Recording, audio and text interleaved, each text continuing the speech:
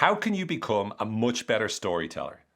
If you're looking for the answer to that question, you're in a great place. Because over the course of this episode of the Changing Minds podcast, I'm going to walk you through the most important lessons that I've learned from the 10 greatest books I've ever read on the art of story.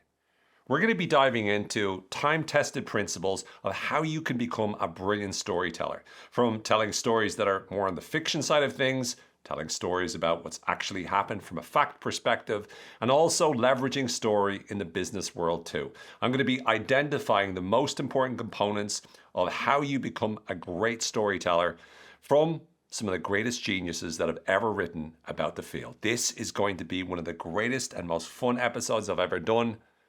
Looking forward to seeing you inside. Hello there and welcome to another episode of the Changing Minds podcast. I'm Owen Fitzpatrick, and today we get to talk about one of my favorite subjects in the world, storytelling. Over the course of this episode, I'm going to walk you through 10 incredible books and share with you the most important insights from each book, and then we'll sort of bring it all together for a nice little reminder of what are the most important things we need to know for us to become better at telling stories. Some of these books are books that I've read multiple times and absolutely adore. And so if I get a little bit too passionate, if you see like spit coming from my mouth, I'm like, or I don't know why I would be making that kind of, that just sounded like I was doing an impression of a dinosaur. And it doesn't even sound like a dinosaur. So I don't know what I was doing there. But my point is, if I get a little bit too like intense, just, keep the window open so you can still hear what I'm saying, but you don't have to look at me. Although, why not? Eye candy. Okay, I'm saying that about myself. It doesn't really work. We're going to be walking through a number of the best books that I've ever read in the area of storytelling. So I want to share with you the most important elements of each, but definitely highly recommend that you buy all of them and consume them. From a knowledge perspective, they are full of wisdom and full of insights. And I'll also share my particular favorites as we go through them. But we're going to start with the oldest of all the books I'm going to go through, which is Poetics by Aristotle. Poetics was one of Aristotle's many books in which, in this particular book, he leaned into the most important mechanics around storytelling. He was looking at the way in which stories work. And there's so much wisdom in this that it really is fascinating. Some of the things that Poetics says, you can find it in a lot of other books written since, but knowing that this was pretty much the first proper book diving into the mechanics of story, it really is fascinating to actually absorb. And it kind of gives you a sense of some of the techniques that storytellers have used for thousands of years, and they still use to this day. So there's really so many reasons why you should read Poetics, and to give yourself a start at being able to understand what did one of the greatest experts out there in the area of human communication say about how to tell great stories. Now, part of what Aristotle talked about in Poetics was in terms of tragedy, but he really did look into how do you make a story great. He talked about emphasizing plot as the soul of a story, supported by sometimes character, thought, diction, melody, and spectacle were some of the different areas he looked at. He looked at key concepts like reversal, recognition, and the tragic hero.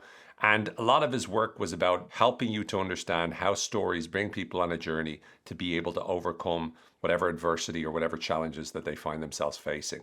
So some of the practical takeaways that can help you to become a better storyteller that you can learn from Poetics start with prioritizing plot as the core of your story, making sure you're very clear on the plot of what's the story about. It should have a clear beginning, clear middle, and clear end. And that's essential for you to be able to tell a great story, is to make sure it's very easy and very clear structure all the way through. He also emphasized maintaining a sort of a unity of action where you ensure that all subplots and all scenes support the main narrative. So if you think, a lot of times you'll get a piece of advice in terms of storytelling, which is kill your darlings. And this is the notion of, even if you absolutely love a scene or if you love something, if it doesn't directly connect and move the narrative forward, if it doesn't make the plot move forward, if it isn't connected to the most important element, then you cut it. So you don't have a scene in there, or you don't have a chapter in there, unless it supports the main narrative that you're trying to put forward all the way through. And this is something that Aristotle talked about right from the get-go. The next thing that Aristotle talks about is reversal and recognition, or realization. And these are two very powerful techniques that are still used all the time at the moment in terms of stories from the written word right the way through to on-screen movies. Reversals is whenever something is happening in one way and then all of a sudden it changes. So you expect it to go this way and then it goes a different way. Or someone is feeling good and then there's a turning point and something bad happens. So everything's going well and then all of a sudden there's a negative event or experience. So there's these two people in love. They're getting on great and then all of a sudden one of them gets sick and then they break up. This is a pretty terrible plot so far. But then they get back together. That's another turning point. And then one of them gets injured in a plane crash on a desert island, and the other person thinks that they're dead. Now it's getting a little bit more dramatic. Then that person goes on vacation and then gets abandoned, then gets into a shipwreck and lands in the same island as their loved one ended up in because of the plane crash. And they meet back together again, which is again, oh my goodness, I can't believe that both of them were involved. One was a plane crash, one was a shipwreck, and they managed to find each other again on this desert island. Wow, that's such a beautiful story. And then maybe another reversal whereby they run out of food and one of them has to eat the other. And so they fight to the death and then one of them eats the other. And then that person dies of poison from eating that person. Lots of twists there. I want to see that movie. That would be a great movie. Can you imagine that? Imagine two things. One of them dies in a plane crash, or they think is dead from a plane crash, but ends up on a desert island. The other one is shipwrecked onto the same island a little bit later. And you think, oh my goodness, this is so romantic. This is so beautiful. And then, they fight to the death and one of them eats the other person to stay alive. I want to see that movie. That sounds like a fun movie. Anyway, lots of examples of sudden twists. Don't blame Aristotle for any of that. That crazy plot came from my mind, which tells you something's wrong with me. But anyway, the other type of thing is realization or recognition. This is when a person suddenly, you get a realization about something that's different, right? So for example, Darth Vader and Luke Skywalker in that famous scene, spoiler alert, where Darth Vader drops the bomb on Luke, which says, oh, Luke, I'm your father. And then Luke says, no, you can't be my father. No, you're lying.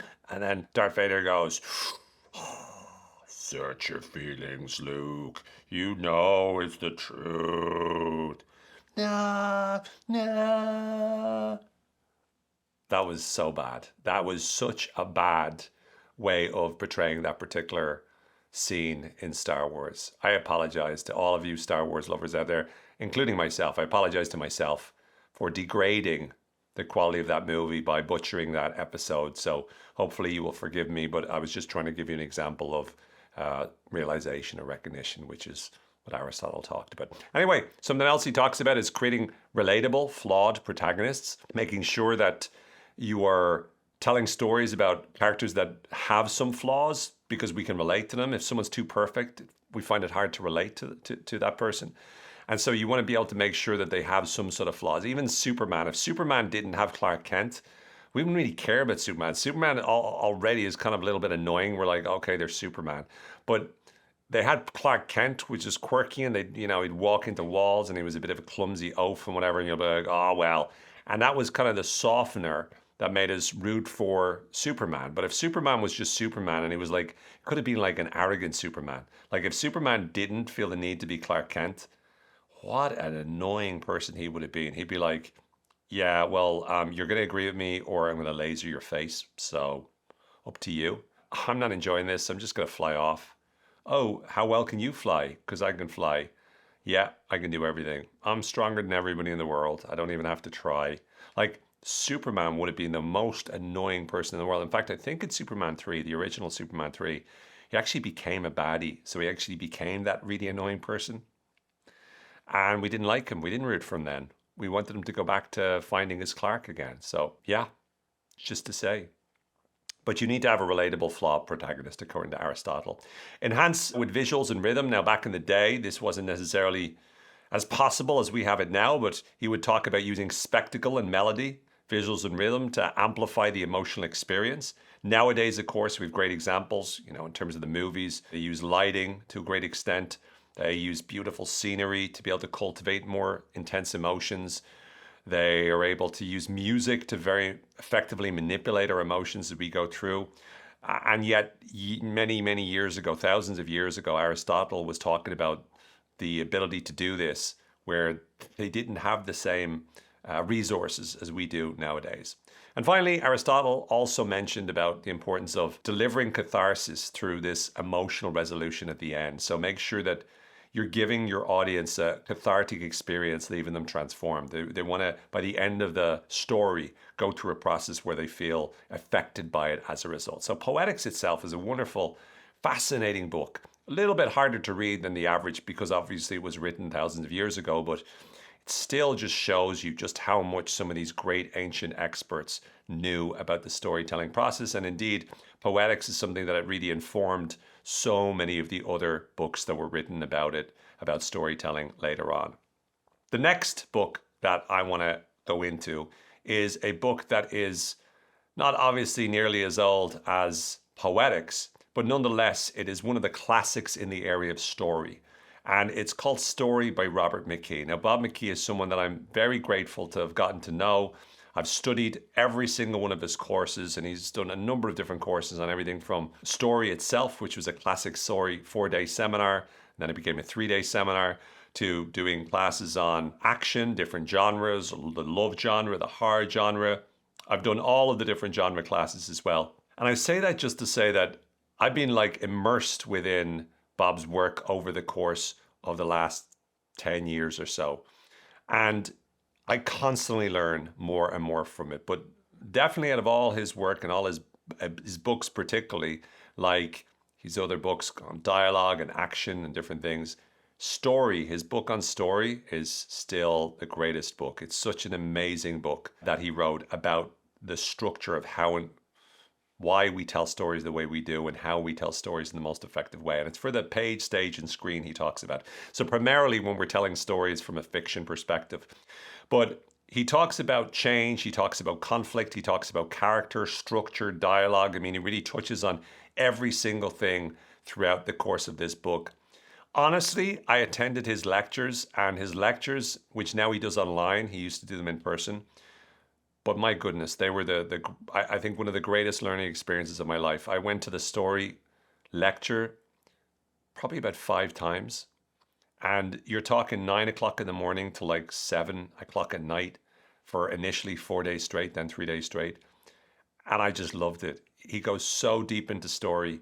And the best thing that most people will get access to that is close enough to the in-person is this book. But a lot of the stuff I'm going to be sharing is from the book, but also he would have taught in a really extensive way in his lecture series as well, which was amazing. If you get a chance to train with him, robertmckee.com, definitely do one of the in-person stuff because there's nothing quite like seeing his, on-screen charisma. One of the important takeaways from a story is every story beat should reflect change. So the way Bob talks about stories in general is that let's say, take a particular screenplay, for example. You've got, in a screenplay, you've got the actual, full-length screenplay itself. You've got acts, and generally speaking, let's say you've got 3 acts, so Act 1, and it's not just 3 acts, but let's imagine you have 3 acts. You've got Act 1, Act 2, Act 3. And what he would say is, at the end of each act, you have what he would call a major turning point. That's something we talked about Aristotle a moment ago, a reversal, right, would happen. That's a huge reversal or huge turning point would occur at the end of each act. So an act is when something huge happens, and that denotes we're now in a second act. Now something else is happening. And so once again, similar to what Aristotle said, but even deeper, this is a huge turning point or a huge reversal where all of a sudden you start to see something significantly different as a result of that. So that's how acts work. Acts are built and made up of sequences. Sequences are made up of scenes, and scenes are made up of beats. So a sequence would be a series of scenes that all lead up to, for example, the act, right? So there'd be a number of different sequences inside of an act, and each sequence would have a sort of a moderate turning point.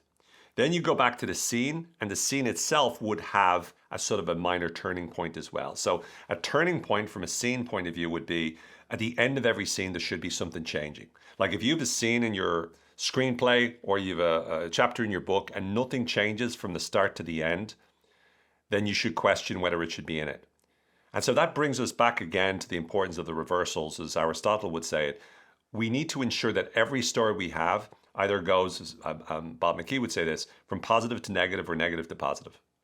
There should always be a change. Now, sometimes it might go from positive to very positive or negative to very negative, but there should always be a change. You should never have a scene that starts at positive and finishes at positive, or starts at negative and finishes at negative. You should always try to make a change, because when you make a change, that creates sort of much more of a momentum for the story. And so we've said it, there's an act, which is a big turning point, is made up of sequences, which are moderate turning points. A scene is a minor turning point that happens. But scenes are made up of beats. And a beat, pretty much in a nutshell, comes down to an action and reaction. So person A does this, and then person B reacts like this. Then person A reacts like this, and so forth and so on. And so the beats are action and reaction. And every beat reflects some form of change as well, right? Someone acts in a certain way, someone reacts in a hopefully non-predictable way. Because if you have a scene, for example, where a protagonist or an actor acts in a way that you expect, and then the other person acts in a way that you expect, it gets boring very quickly, right? Imagine you're watching a movie and the main character goes into the bathroom and toilet and brushes their teeth. And they floss. And then the scene ends. What do you think to yourself? You're thinking, what was that? That was the most ridiculous thing I've ever seen in my life. Why do I go and pay money to go to the movies to see someone flossing and brushing their teeth? It doesn't work. Why? Because nothing happens in the scene. Because something only happens when there's a change. And the change is only really when something happens that's unexpected. And the more that you can make it so that the action that one of the characters takes results in a reaction that they didn't see coming, the more now you've got conflict and you've got some interesting things happen. And conflict being, as Robert would often talk about, the importance of conflict being critical to a story. It's like the engine of a story. Without it, there's no engagement. So you need to have constant conflict in a story, and conflict really happens with these sort of turning points and whatnot. One of the biggest things that tends to start a story off is what he calls the inciting incident. This is an event at the beginning that disrupts the status quo. Now, here's what's important about this. Oftentimes we talk about, like, say, the hero's journey, which we'll get to in a bit. But it's this notion that something bad happens and all of a sudden, it kicks off. So Luke Skywalker's aunt and uncle were killed, right? And that was like one of the starting points and whatnot. But it's not necessarily, an inciting incident isn't necessarily a bad thing happening. If you remember, I think it was Brewster's Millions, where this down and out guy, he gets an inheritance that he didn't even realize. And the inheritance is he gets I think it was like maybe 3 million or something, or 30 million or something. And he has to spend it all if he's to get the real fortune, which is like 10 times that. So Brewster's Millions starts with this event that happens, and nobody would turn around and go, oh my goodness, that's so bad. You inherited 30 million? That's terrible. So the event at the beginning isn't always a bad thing. Sometimes it's a good thing. But what makes it important is that it begins everything. It starts the ball rolling because it disrupts, and this is the key part, it disrupts the status quo. So it's an inciting incident because it disrupts what normal, everyday, business as usual life is. And as a result of that, now all of a sudden we're off to the races, and now it really pops up the question, what's going to happen next? Because we're no longer in the ordinary world. Now all of a sudden, what's going to happen next? Bob talks about great characters have clear desires and are multidimensional. And this is a really great one as well, because what he sort of talks about is character, and he talks a lot about character and some brilliant insights around character, but he says characters need to be multidimensional. So we need to know what do they want, but we also need to know that there has to be conflict inside of them. And he talks about internal and external antagonists. So external antagonists might be the people, the baddies, but there's also internal antagonists. So there has to be an internal war as well that is happening. And he says that great characters tend to have conflict internally as well, because so often we can have polar opposite characteristics. On the one hand, we can be very extroverted. On the other hand, we can be very introverted. On the one hand, we can be very generous. On the other hand, we can be very mean. The more dichotomies we have, the more polar characteristics that we have, the deeper a character we are. And that's what you really want to create when you're building a story, is you don't want to have a stereotypical, easy to understand, oh yeah, they are this type of person, because that's boring. The more one-dimensional a character is, the more predictable a character is, the less that we relate to them, the less we like them. Why? Because human beings, ultimately speaking, are not like that. We are a combination of paradoxes in the way in which we function. On the one hand, you want something. On the other hand, you sabotage yourself. This is kind of part of life. So internal conflict is one of the ways that we generate great characters. Dialogue reveals character and drives the plot. So once again, he identifies that you do not want to have dialogue that is like on the nose, as it's called. You don't want to have dialogue that is like real life dialogue, because an awful lot, if you actually recorded your everyday life and you heard just as much how much crap everyone says and how much rubbish you talk about, you'd realize how boring a lot of everyday dialogue is. So dialogue itself should always be used to try to reveal something about people as well as driving the plot forward. So every bit of dialogue that's put into your screenplay or your novel should help people to understand something about the characters as well as being relevant to the plot and helping us to learn something more. And then exposition, he talked about using exposition as ammunition. So whenever you talk about what's happening, like exposition is where you talk about, let's imagine you're trying to give the audience context about what's going on. Instead of making it obvious where you go, Mike, isn't it true that in 20 years ago, this happened and that happened, the other happened, which is making it very obvious. Instead, you will want to turn that into, in your dialogue, a sort of an argument where I go, yeah, you've always been like that. So how long have I known you? 20 years. And back then you were still the same miserable, blah, blah. So by attacking the person, by bringing it in as I'm trying to accomplish something else, you're able to slide in the exposition that way, which is what a lot of great movies do. Again, I'm only giving you the very top of this, but highly recommend, get your hands on a copy of Story. It is phenomenal. Better yet, try to study with Bob, robertmckee.com. Phenomenal. I think it's one of my favorites, if not my favorite. Next book is called Wired for Story by Lisa Krohn. Lisa talks about different elements of storytelling and how it affects our brain. She talks about curiosity gaps, the importance of cause, effects, events, and emotional immersion. Again, a lot of overlaps with some of the things we talked about. Some of the key takeaways for Wired for Story includes open up the curiosity gap to keep audiences hooked. So right from the get-go, try to make it so that you pose a question in the early part of your story. And by the way, that's not just in terms of fiction stories. This could be in a business story as well. But at the very beginning, start with a question that somehow you're opening up. So it's, what's going to happen next? I wonder what will happen to Luke Skywalker. I wonder if this guy who lost Sleepless in Seattle, who lost his wife, will always be alone. I wonder if this person will work out. I wonder. That's your goal at the beginning of a story, is you want the audience to start wondering. If your audience is looking at it going, who cares? You haven't got a good story. So opening up the curiosity gap means getting people already wanting to know, how does this turn out? Protagonists need clear goals, as Bob had said as well, and internal conflicts for relatability. Again, very much aligned and informed there.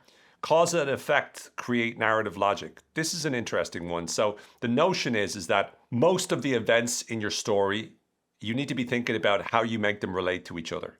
So very rarely will you have events that are in no way connected. You want to make sure that there's a cause-effect relationship there. This happened and then that happened. This happened and therefore this happened. So you're creating in the mind of the person a natural, because of X, then Y, because of Y, then Z. And that's how you're moving people right the way through the story. Now, at the same time, you also can leverage the word but to give the reversals, as Aristotle talked about, and the realizations or recognitions. So it's the but, little did they know that blah, blah, blah. But then this happened, which caused this to happen. But, and so you can really construct a story that goes, causes, then, but. Causes, then, but. This caused this, then that happened, but, and then so on and so forth. And fundamentally, if you're ever looking to know, am I telling a story that is creating enough reversals, or that is capturing the attention, and it is logically bringing people through what they need to be brought through, always be asking yourself the question, in terms of what are those words that you're linking things with? Are you using then? Are you using but? Those are the kind of words that will give you a clue as to what's happening. Lisa talks about inner conflicts being as important as external challenges. Indeed, that's crucial because once again, you could have something that is not a big deal to someone on the outside, but on the inside, it becomes huge because of the way in which you're thinking about it. So actually, remember, you're trying to make the story relate to the listener. And so make sure that you're aware of how can I make this more of a conflict internal? How can I make it a bigger deal to them inside their mind? Raising stakes to heighten engagement is also important. And once again, we don't always have to raise the stakes on the outside. We can raise the stakes on the inside. So for instance, if you lose $1,000, right, that might be a huge deal to you. However, if you're a multimillionaire, it won't be such a big deal to you. So externally, you change the external circumstances, that changes how big a deal it is. However, you can also do the internal thing. Let's imagine, for example, you lose a ring, but the ring only itself costs $20. You would say that externally, you could make it worth a lot more, and therefore it would be higher stakes. But let's imagine you kept it with the same external constraints. In other words, it was still, you lost a ring and it was $20. Well, that's no big deal, except in the person's mind, if they think to themselves, well, I actually got that from my grandfather, who I was very close to, and he left me this as the most important thing, which was his dad's. In other words, you tell yourself a story so that all of a sudden it becomes a bigger deal because internally, that's where you're raising the stakes. So it's just about internal and external. External is the outside world. Internal is your own internal world. Both of them is where you can bring in conflict, and both of them is where you can elevate the stakes as well. Sensory details make stories more vivid and more immersive. So paint the picture, show, don't tell, invite people into the experience. Surprise and emotional payoffs create memorable moments. So once again, there's the example of reversal or recognition. You surprise the audience by getting them to see something in a totally different way, or you do something that they don't expect, which goes in a different direction. You do that to the characters, and therefore the audience also experience it. And develop a protagonist who grows and evolves. You always want the protagonist in the story to be able to be different and better, hopefully, as a direct result of the journey they went through in a story. So I'm sure Lisa was influenced by some of the work that she's read, but she has a nice sort of unique take on it as well and her own perspective, which is pretty cool. The next book is The Hero with 1,000 Faces by Joseph Campbell. Joseph Campbell is, of course, one of the most well-known figures in the area of story. His work was said to influence things like Lord of the Rings as well as Star Wars. And Campbell outlines his sort of universal structure of the hero's journey, which is found across myths and culture. If you look at the episode that we did ages ago with Jordan Peterson, Maps of Meaning, there's definitely a little bit of overlap between Campbell's perspectives and Peterson's perspectives here. But this journey involves lots of different stages. I'm not going to go into them all. But in a nutshell, you start off and you've got like the structure of once upon a time there was a hero. And a hero is just like a protagonist. And there was a call to adventure. Like the inciting incident that McKee talks about, the call to adventure disrupts the hero's ordinary world. Now next is the hero does not say, oh, I've been called to an adventure, great. They have the refusal of the call. I was watching the other night, The Hobbit. I hadn't seen it before, and to be honest, I didn't really finish watching it because I just got bored. It was quite slow. But anyway, if you love Lord of the Rings, I'm not having a go. I'm sure it's amazing. Maybe I'll watch it again. Anyway, at the beginning of The Hobbit, he opens at the beginning of the story of The Hobbit or whatever, Gandalf comes along. And Gandalf says, hey, I want you to come on an adventure. And the Hobbit says, no. And then Gandalf says, come on. And then he puts something on your man's door. And then dwarfs come. This sounds ridiculous. Dwarfs come in. All these famous dwarfs come in. And they all have this big party. And they try to convince him to be a burglar. Like the Hobbit to be a burglar. And he says no. And then eventually the next day he wakes up. And he sees the contract. And everything's clean. And he says, okay, I need some adventure. And he says yes. Kind of simplistic. But my point is that it's the refusal of the call. He says no. He decides he doesn't want to do it. And that's kind of right out of the playbook of Joseph Campbell. He says, no, I don't want to do it. I'm not going to risk it. I don't want to get outside of my comfort zone. It's the fear and the hesitation that holds us back.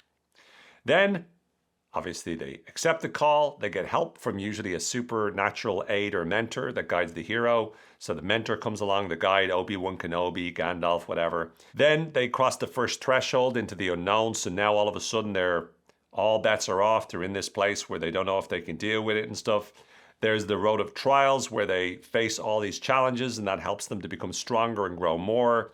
Luke learns to be able to survive. He learns about how to use the Force and the lightsaber and all that sort of stuff. Then in the stories that Joseph Campbell talks about, and this kind of again reminds me of the Peterson stuff, the meeting with the goddess represents unconditional love and wisdom, so it's the female figure. Then atonement with the father involves confronting power or authority. Once again, sort of stereotypical perspective here. So you could argue again, atonement with the father is the whole like relationship with Luke and Darth Vader, and meeting with the goddess could even be his sister Leia. I don't know why I'm bringing everything to Star Wars. I know why I'm bringing everything to Star Wars. It's such an incredible set of movies. So if you're not into Star Wars, I don't know what to say. I just don't know what to say.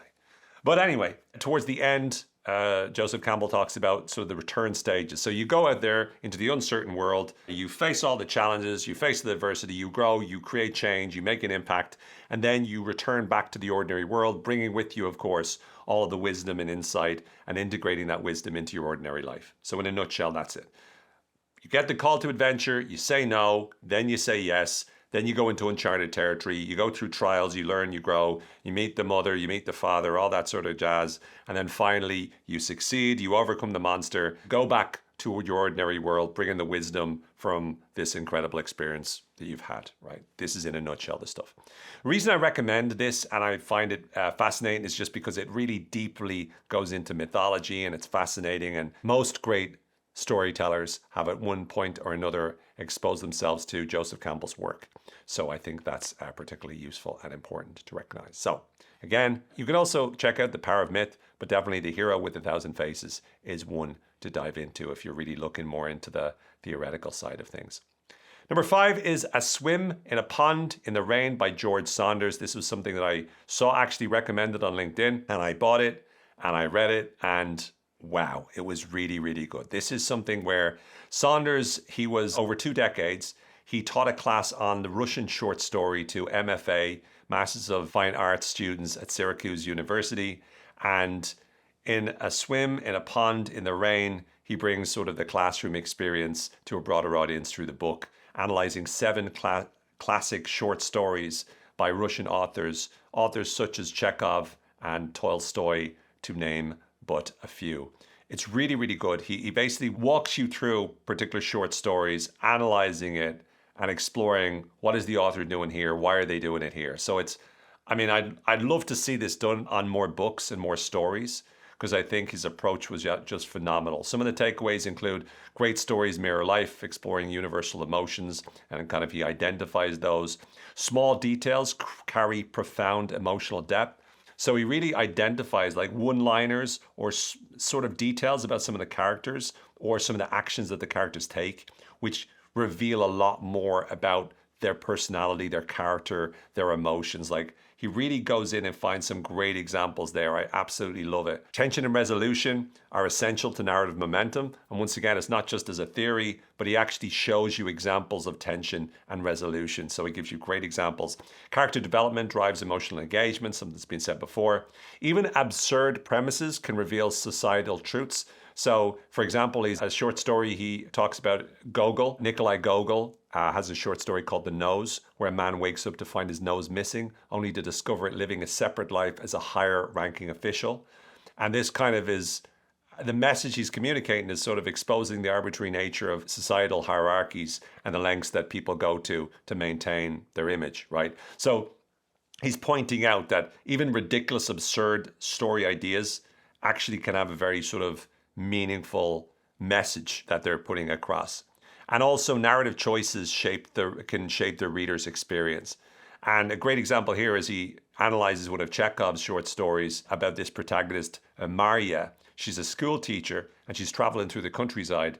And I remember reading this one and just being fascinated because it seems so slow of a story, because Chekhov goes into the detail, like he emphasizes the repetitive and uneventful nature of her journey. And by doing so, you're reading through this and immerses you in this feeling of monotony and isolation. But what that does is it deepens your empathy for Marya. And then when she comes to the situation that she comes to, and I won't spoil it for you, but all of a sudden it makes you really appreciate it so much more. So it was a great example. Again, Saunders really identifies how each author makes choices to be able to help you to have a completely different experience of the character's story. And I just love this book. This is a great book. Escalating Stakes also keeps readers hooked. And again, none of these are particularly like wow ideas. What's wow about them is he shows you what is being done. So he's able to give you specific examples, which is fantastic. Next, we get to a great author. I'm going to pick two books from this author. And neither one of them really dives that much into the how specifically of storytelling, but I still think it's really useful because it's the when that really we're looking for, is when can you use stories, or when are stories used? And the more we can start to notice storytelling being used, the more easy it is for us to be able to start to become even more effective storytellers as well as recognizing when we're being influenced by stories themselves. So this is an author called Jonathan Gottschall. And Jonathan Gottschall, first of all, wrote a book called The Storytelling Animal. And in this, he talks pretty much about why storytelling is central to human life, explaining how narratives shape beliefs, behaviors, and social structures. You can already tell why I love this, because this is an area that I focus in a lot. Few insights here. Human beings are wired to interpret life through story. You've heard me say that many, many times. Conflict is essential for engaging narratives. Again, that's something that Aristotle and Bob McKee both said, as we mentioned earlier. Stories convey moral lessons and social norms. We all know that. Daydreaming is a form of storytelling that aids problem solving. So what Gottschall does really, really well is he goes into all of the different things that we don't even realize is an example of us telling stories, and kind of walks through how this actually helps us, how we kind of leverage storytelling. This is really a sort of a respect to the power of storytelling. If you're ever looking for a book that really helps you to understand just how much of an influence and impact storytelling has, both of Gottschall's books, but particularly starting with this one, is a great starter on that. It's a great primer on that. It talks about fiction, enhancing empathy and social understanding. So the more you read, the better your empathy will be, because you get an opportunity to be transported, called narrative transportation, be transported into the mind of so many different characters. And as a result of that, by the very nature of that experience, you start to really understand people and understand how they feel a lot deeper as a result of that, which I think is cool. Narratives drive societal change by shaping public opinion. That's something I've been all over and talking about nonstop. And Gottschall, wrote about this a number of years ago. Personal life stories shape identity and behavior. Again, I think you're probably getting the sense that the reason I love this book is it's very much aligned with the stuff I've been saying for years as well. Technology transforms how we create and consume stories. And he gives some examples of how that works. And mastering storytelling is the key to influencing thought and action. So this book, as opposed to being a book about how to tell stories, this book is very much about why stories really matter and how stories actually work in the sense of how they actually impact society or impact other people, and why it matters that we need to become really skilled with stories. So The Storytelling Animal is great.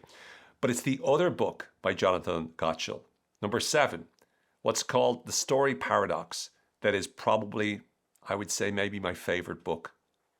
Not my favorite book on the list, possibly my favorite book. And that's saying a big thing, because very few people have heard of it. But the reason it's, if not my favorite book, certainly right up there, is because it talks about stories, and this time it doesn't just talk positively about stories. It looks at the double-edged nature of stories. It looks at how stories have the power to unite, to inspire, to educate, but also have the power to deceive, divide, and manipulate people. And it kind of gives examples of both all the way through. He talks about the importance of ethical storytelling. It refers to Plato and how Plato was quite skeptical of the storytellers back in the day. But yet Plato would use stories himself. I mean, think about, the Socratic dialogues. What were they if not stories? But if you look through this, he has a number of different insights. And again, I'm not saying that the insights that he have will significantly improve our ability to tell stories, but they're so in line with everything that I've been communicating and trying to put across. And even before I read this book, the reason I loved it so much was when I read it, it was like, yes, I've been trying to tell everyone that. And it's one of those books that I wish I'd written it. Right. So what are some of the things he says? Stories unite and divide. Their impact depends on their use, of course. Emotional narratives bypass rationality. We can't be reasonable often when we're immersed in a story. And that's why so many people politically will convince themselves of a certain story. They're not thinking it rationally.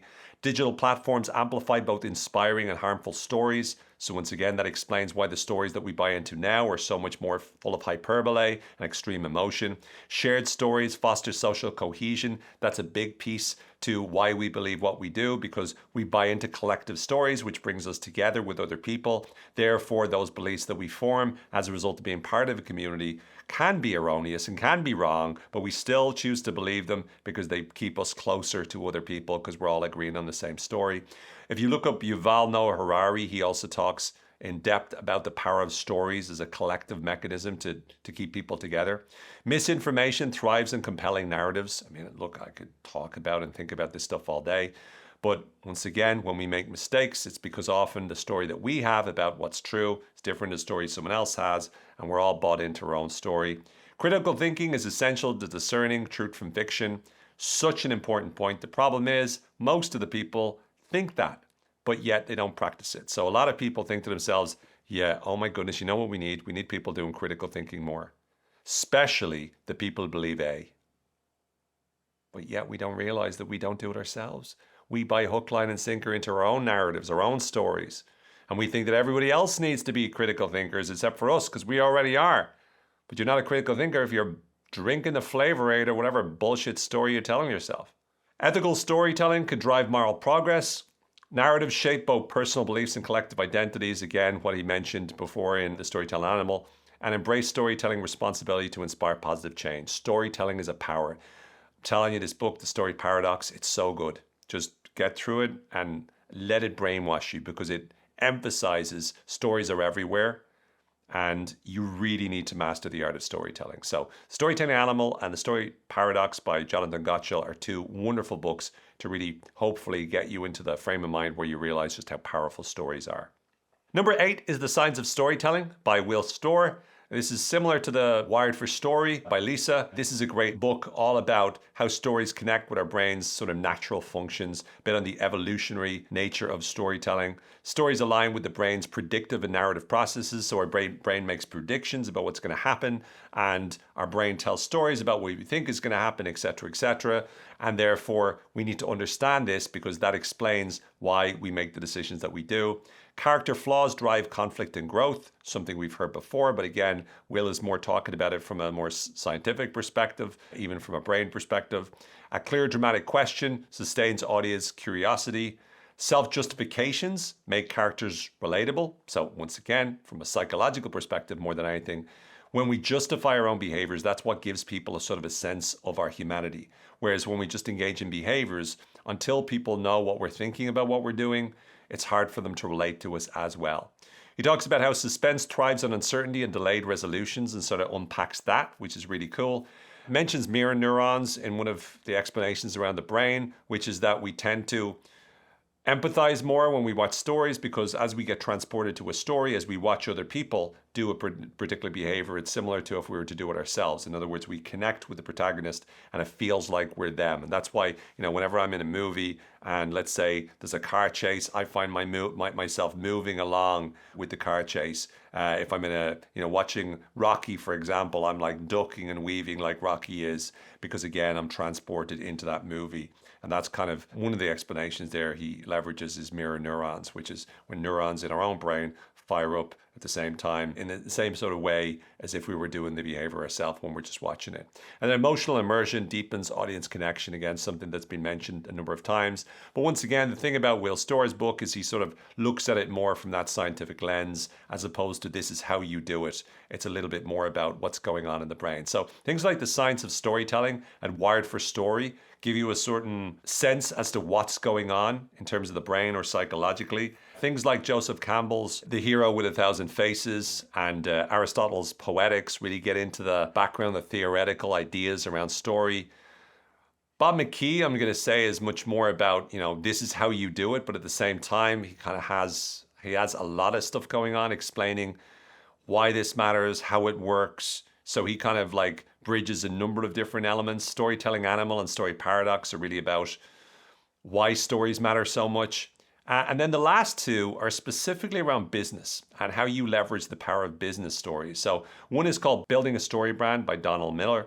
And in this, he provides a framework for businesses to craft clear, compelling messages using storytelling principles. So this is very much about how to market using storytelling, but it also works when you're selling using stories. Some takeaways here is number one, the customer is the hero, not you. So it's not your brand. It's not you. You are not the hero of the story. You're the guide. The hero is the customer. And that's what you always want to do. Every story you tell, you want to make sure that the person listening to you is identifying with the hero of the story. The other thing he talks about and emphasizes is clear messaging is the most important thing. Clear messaging drives engagement and growth. And stories always should bring it down to a very clear message. People should be under no illusion exactly what you're saying. You need to be very clear about what makes your business stand out, what makes your product stand out, what makes your service stand out, what makes you different. That should be clear. It should be immediately easy for people to get. As you go through sort of a brand script, as they call it, which is like an elevator pitch that they build to storify your messaging, you need to address what they call the external, internal, and philosophical problems. The external problems are the problems that they want to get your product to solve. So I've got a very dirty home, therefore that's the external problem. The internal problem is how you feel or how bad that dirty home makes you feel. So I feel overwhelmed, I feel cluttered, I feel frustrated, I feel angry, right? That's the internal problems. And the philosophical problem is that shouldn't be the way it is, right? So things don't have to be like this. Things should not be the way that they are, right? You deserve, in other words, the subtext is you deserve a solution. And so that's what you're really trying to portray, the external, the internal, and the philosophical problem, because that leads them nicely towards what you're going to provide to them, which is the actual solution for them. You also want to show empathy and authority to build trust. In a nutshell, they're the two elements they focus on is empathy. I get how you feel about this problem and I get how important this problem is to solve. I've been there or I understand it. So I understand you and your pain. And number two, I know what I'm talking about, right? I'm an expert. That's why I can help you. I can help you because I understand you and I can help you because I know this field. I know how to solve it. Provide a simple, actionable plan. Usually they say like 3 steps, but make it very clear. Just do this, do this, do this, and you've solved your problem. Make it very easy, very clear. Use clear calls to action. Be very clear about exactly what you want them to do. Highlight the stakes to create urgency. So emphasize when you're talking about the external, internal, philosophical problems, highlight the stakes. What will happen if you don't solve this problem soon? And then paint a vivid picture of success, which they can move towards. Look how amazing it will be once you accomplish this, once you use this solution to achieve your goals.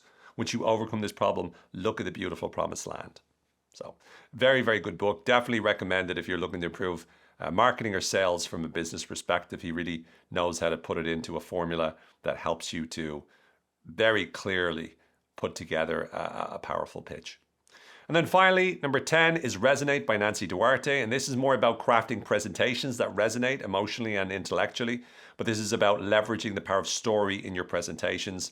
Nancy, I've had the lucky opportunity to meet Nancy a number of years ago. And she is super sharp, super smart, written a number of great books, delivers a lot of different, or at least her team delivers a lot of great courses on presentations. And there's a few takeaways from Resonate. One is use the story arc to structure presentations. So all presentations should have that story arc where, once again, things are going well, but there's a contrast and dips and ups and downs and turning points and all that sort of stuff.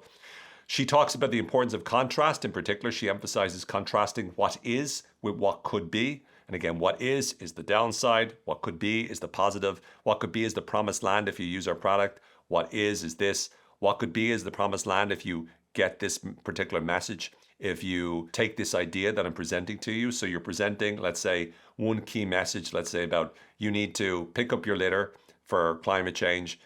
The promised land is what could be if everyone picked up their litter.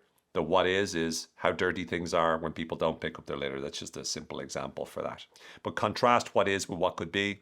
Frame your audience as the hero, very similar to the notion of what Don Miller talked about. Highlight key moments with STAR. This stands for something they'll always remember. So these could be visuals, right? These could be little exercises they do that, give them a different experience. Sometimes you see For breakthrough things, you have people who do like break the board or do the fire walk. Tony Robbins would do the fire walk. They're examples of things that they'll always remember, for instance. You're not going to be able to do that in all cases, but you could have like a stunning visual or a picture and image. You could have a soundbite, a one-liner that people remember because it's like counterintuitive, or it's, you know, it rhymes, or it just, it you know, flows off the tongue. Stories that are particularly captivating and are easy to remember, or statistics that stun you. So counterintuitive statistics that make you go, wow, really? Couldn't believe that. That's amazing. All of those are examples of star moments that you can start to use or leverage in a presentation.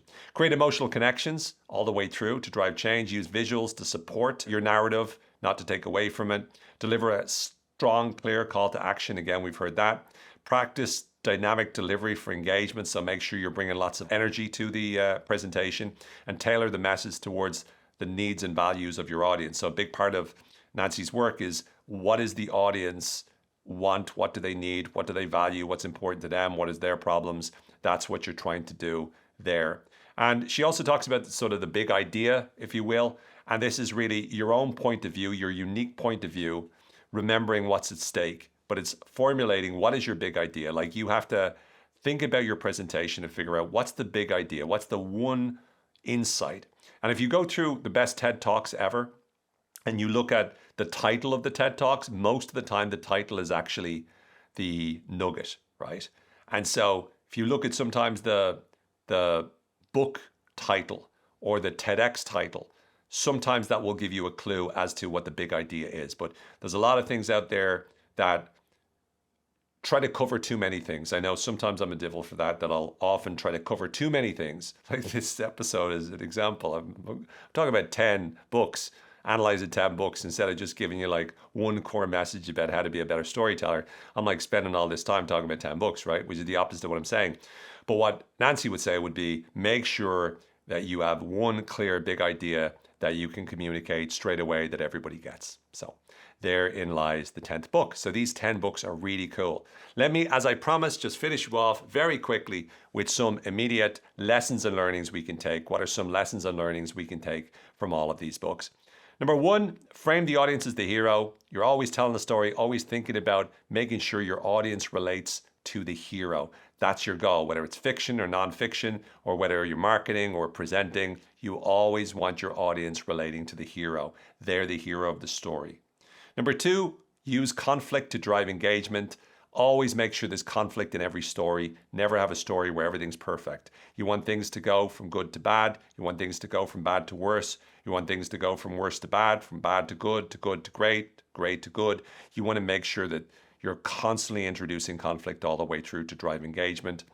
Next, build around a dramatic question or open up a curiosity gap. Make sure at the beginning you have a question that you pose an answer to at the end. So you should, in the beginning of your story, have a question that you've posed, and then you should answer that question at the end. This is true in terms of fiction story, where you set up something at the start, and then you go, right, what will happen at the end? And then it should also be true for business stories, where you pose a question at the start, which is a question that the audience wants an answer to, and the solution or the answer appears towards the end as the memorable idea that they'll take away. Highlight the stakes. Make sure you explain why the story matters and what's at risk if the hero fails. That is going to drive up a lot more emotional engagement. People will care more. Create memorable moments. So make sure that you create moments which people find it easier to remember, whether that's effective scenes or something dramatic happening or something that people don't expect, surprises. Create relatable, flawed, vulnerable characters that are real, multidimensional, complicated. The more you can make it so that your characters have a bit of depth and have things that are contradictions inside of them, the more people will be engaged and listen. Focus on the emotional payoff. People will forget facts sometimes, but they won't forget how you make them feel. So therefore, it's really important for you to focus on how can you generate the kind of emotions and give people that cathartic release towards the end. Simplify your message. Make sure you've got a clear message all the way through, and there's no ambiguity about what is it that just the moral of your story is saying. Use sensory information to paint a picture to make sure people can see it, hear it, feel it, because when they do, they're going to be more emotionally immersed in it. End with a transformational resolution where the main character is different as a result of what they went through. So you do not want the main character at the start of a story to be the same at the end of the story.